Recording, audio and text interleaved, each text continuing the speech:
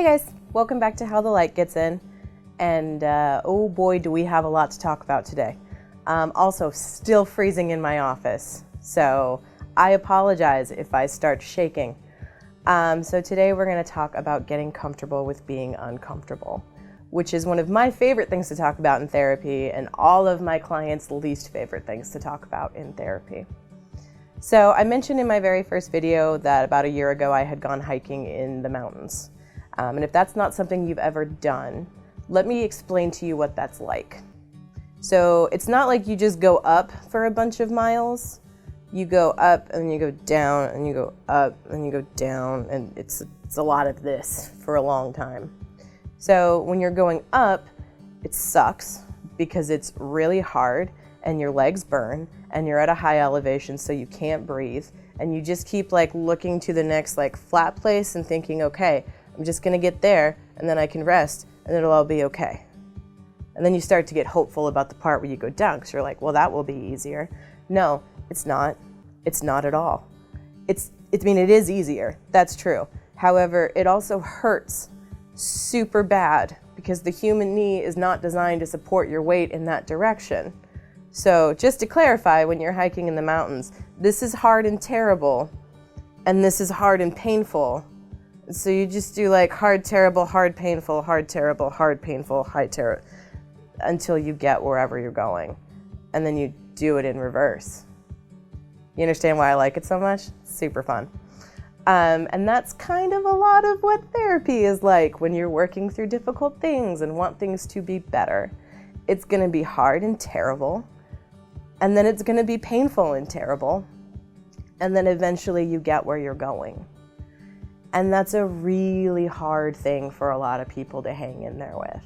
It's a hard thing for me to hang in there with. When you go to therapy, you're basically signing up to feel kind of terrible for a while until you hopefully stop.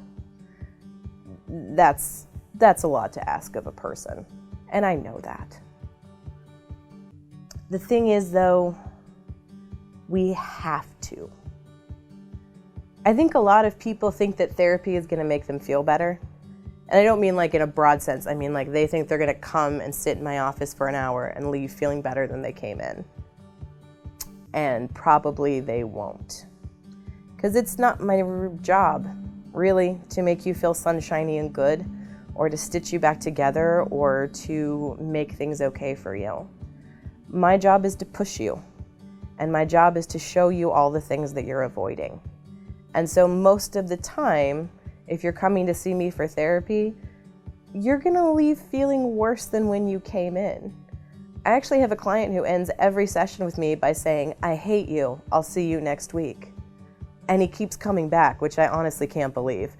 It's been a number of months. I keep thinking he's gonna get sick of my shit and just stop showing up. But every week he comes in and I make him feel terrible, and then he tells me he hates me, and I wait a week to see if he's gonna come back. And in spite of how terrible I have made him feel, he keeps coming back. And he keeps coming back because even though he feels terrible, his life is technically getting better. And he knows that he's almost to the point where it'll be okay. The thing about pain is that we earn it. We get it because we have done something hard, or been through something hard, or lost something big. And I think earlier that sounded like a blatant statement. We don't always deserve pain. Sometimes it just happens. But when you're dealing with the after effects of a big part of your life and it feels terrible because you've done something to earn that. And I mean it in a positive way. Grief is a really good example. I have a lot of strengths as a therapist. Grief is not one of them. I'm very bad at dealing with grief in therapy. Mainly because there's not a whole lot I can do. And it frustrates me that I can't do anything. And so then I'm worse at doing nothing about it. But I can't take your grief away. And if I could, I wouldn't. Because grief is what you get when you have loved someone and loved them deeply. There's this super awesome quote by Jamie Anderson. Grief, I've learned, is really just love. It's all the love you want to give but cannot. All of that unspent love gathers up in the corners of your eyes, the lump in your throat, and in that hollow part of your chest. Grief is just love with no place to go. So even if I could take that feeling away from you, why would I ever want to? You deserve to feel all of the love and all of the grief that you have earned. And it's not something I ever want to stand in the way of. Other times, it's just stuff that we have to get through. I'm not saying that there's no way to avoid pain, because there obviously is. You can play your life very safe, or you can be totally reckless and not care about the outcome. Either way, there's a couple of different versions of completely avoiding pain. But most of the pain we feel is pain that we feel because we felt something else.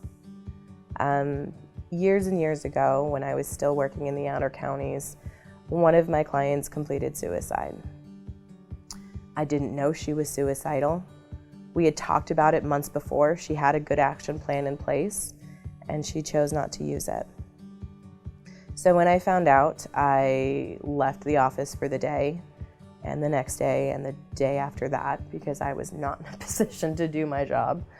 And I went home and focused mainly on distracting myself so that I wouldn't cry. Because I felt like if I cried about it, then I was admitting that it was somehow my fault, or I had done something wrong, or I should have done more, or that my emotions were unreasonable for this situation. And I think it's probably pretty obvious that all of that is bullshit, but it took me a couple of days to figure out that it was all bullshit. So the first 2 or 3 days of this were just absolute misery. I felt like I was trapped in this cage of terrible feelings that I didn't know if I was supposed to be having or not, and I didn't know where to put them, and I didn't know how to deal with them. And then finally, after a couple days, I realized that trying not to have feelings was super not working, so let's just have some feelings. And I spent a couple hours curled up on my bathroom floor, straight up wailing in a way that I am not proud of. And when I stopped crying, I actually kind of felt better. It still sucked. I was still sad. It still hurt. I still had a lot of guilt that I needed to cope with, because even though there was nothing I could have done, it still kind of felt like I should have done something.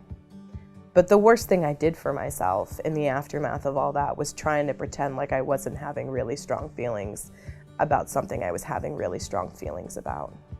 Letting myself just feel that pain and succumb to it for a minute, by a minute I mean about 2 hours, really helped me get to a place where I could start to look at what happened objectively and work through all the other feelings I was having about it and get back into a position where I could go to work and do my job and do it well. I hear a lot from clients and friends who occasionally use me as a free therapist that they just don't want to feel like this anymore. Is there anything I can do to make this feeling go away? Is there anything I can do to not have to feel this way anymore? And yeah, probably, particularly if you're not opposed to, copious amounts of alcohol and drugs. I just don't necessarily recommend that. Sometimes you just have to own your feelings and be okay with the fact that it feels terrible. The more you try to avoid the terrible, you're not making the terrible go away. You're just giving yourself anxiety about the terrible. So now the terrible is 10 times as terrible, because not only is it terrible, but you're afraid of how terrible it is. It's a vicious circle. And if you get yourself stuck in that loop of not being able to encounter your awful feelings, it gets really difficult to ever get yourself back out of it.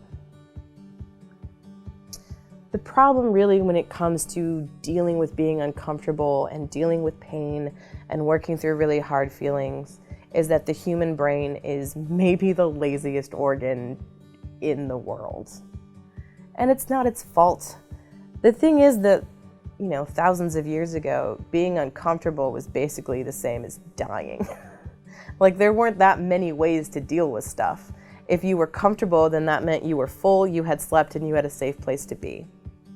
That was it. If you were uncomfortable, it meant one of those 3 things was out of place and you were probably going to die soon, so you better get to it and figure out how to be comfortable again. And thousands of years later, you can be uncomfortable because, someone didn't like your Instagram post. And that's not really a life or death situation, but your brain still can't cope with that discomfort because discomfort still means death as far as our dumb, lazy lizard brains are concerned. So instead, you have to be very, very careful in selecting when you seek comfort and when you're comfortable being uncomfortable. Because comfort and living are not the same thing anymore. You can be uncomfortable and survive now. And most of the time, it makes more sense to choose the discomfort. It's not easier, but the easier thing is not usually the better thing, especially when we're talking about feelings. Your brain is still going to panic and think that this means you're going to die soon and throw you into overdrive of seeking comfort anywhere you can get it. But you have a choice whether or not you act on those impulsive thoughts. To be clear, I'm not saying that you have to be uncomfortable all the time. None of us could stand to do that. It would be way too overwhelming. We'd lose our minds. I'm not advocating for that at all. This is really convoluted, but the therapist of a woman who hosts a podcast that I listen to told her once that everyone deserves a little bit of oblivion. And I would 100% agree with that. We all have a right to periodically put our problems in a box and not friggin' deal with them for a little bit. That just can't be the only thing you have to do with your problems. Personally, I think that's mostly what addiction is. Addiction is a way to keep those things that you can't deal with in a box so that you don't have to deal with them and create a whole new set of solvable problems to focus on. You're allowed to do whatever you need to feel comfortable. It's just a better idea to not do it 100% of your time, because it's very hard to grow and it's very hard to change if you're not willing to suffer through that process. So I want to talk specifically about anxiety. And this is not true of all anxiety, but it's true of specific kinds of anxiety, and I think it'll become clear what kind I'm talking about the more I get into this, and I'll probably tack some other stuff on, but if it doesn't make sense, just yell at me on Twitter or something and I'll explain it better. So anxiety functions as an arc. It happens, it peaks, and it goes away. Goes up, plateaus, down again. The problem is that when that feeling starts ramping up, most of us can't tolerate it. It becomes too much too soon, and we can't ride that wave, we just need it to stop. That's why people do really impulsive and compulsive things like, compulsive shopping, or drinking too much, or driving too fast, or eating too many brownies, or smoking crack, or whatever your particular vice might be. It pulls you out of that arc so that you don't have to deal with the peak of it. But the more you do that, the lower your tolerance gets to ride that arc. So maybe initially you could get like this far up, and then you had to bail. Well, the next time it happens, you're not even gonna get that far, you're gonna stop. You're gonna stop earlier because it's gonna get to a point where it feels like too much sooner. And that'll keep happening until you're able to ride basically half a second of your own anxiety arc before you have to bail out because you literally can't take it anymore. It's really important that we try to finish that arc. That once it starts, we let it get worse and worse until it reaches the worst it's gonna get, and then let it get better. Like I said, this is not true of all anxiety. This applies in particular to like phobias when you're trying to do exposure therapy, or if there are specific events or situations that create a lot of anxiety. If you're just an anxious person and everything in the world gives you anxiety, it's unlikely that it's going to peak or abate because your baseline is like much higher. But when you're very anxious about doing something in particular and it feels overwhelming and you're unable to hang in there, then you're on the anxiety arc. And as soon as you get to that place where you think, oh my God, I can't take any more of this, you need to knuckle down and take some deep breaths and take some more of it. Because it is going to get worse. And then it's going to get better. So the anxiety arc has to do with tolerance. And the further you can push yourself up that arc, the better your tolerance is going to get. And the easier it's going to be to ride that wave every time it occurs, until the wave's going to be like less of a wave and more of a subtle ripple that you maybe don't even notice. And it's not, a straight in, straight out process where you do it a few times and now it's gone forever. The human brain is not that simple. We learn lessons very, very quickly, and we unlearn them very, very slowly.